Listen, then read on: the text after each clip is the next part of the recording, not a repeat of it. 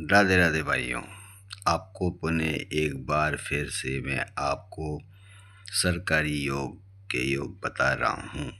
जैसा कि आप देख रहे हो हथेली के अंदर, यदि आप के भाग्य रेखा निकल कर, यदि इस तरह से निकल कर और जीवन ये माइंड रेखा के साथ टच होती है और साथ में यदि यहाँ पे ट्रायंगल नज़र आता है, यानी कि ये ट्रायंगल जो नज़र आता है भाग्य रेखा यहाँ से बता रही है 34।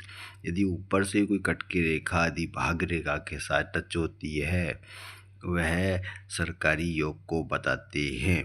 पहले शर्त है कि हमारे हाथ में जो ये सूर्य रेखा देख रहे हो आप, ये साफ सुथरी एक रेखा होती है तो अति शुभ कहलाती है।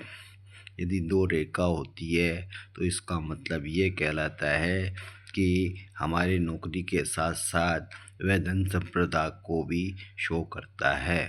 आपको एक चीज़ बताने जा रहा हूँ भाइयों, यदि किसी व्यक्ति के सूर्य रेखा 2-3 रेखा बनी होती है, वो कई कार्य की कला की तरफ होती है, प्रतिष्ठा की तरफ होती है, नेतृत्व करने की भावना होती है, कला से संबंध रखती है।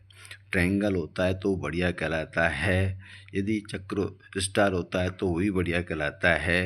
यदि रेखाएं आपस में काट देती है, वह उसके कला के क्षेत्र को कमज़ोर बताता है।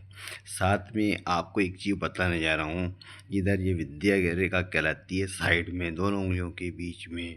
यदि ये रेखा निकल कर लंबी आती है तो वह पढ़ाई के क्षेत्र में, उच्च पद के क्षेत्र में वह अपना नाम कमाता है।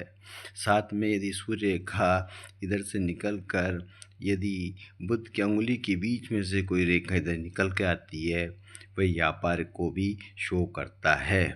सबसे अपनी बात चल रही थी सरकारी जॉब की, तो यदि हमारी भाग्य रेखा लंबी आनी चाहिए, सूर्य रेखा एक होनी चाहिए, टूटी फूटी नहीं होनी चाहिए, साफ सुथरी होनी चाहिए, जीवन रेखा से ऊपर माइंड रेखा होनी चाहिए, और यहाँ की रेखा जो कट कट के इधर आती है वह हमारे सरकारी योग को दर्शाता है।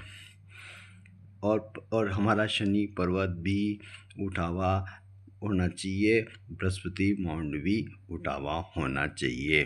राधे राधे भाइयों।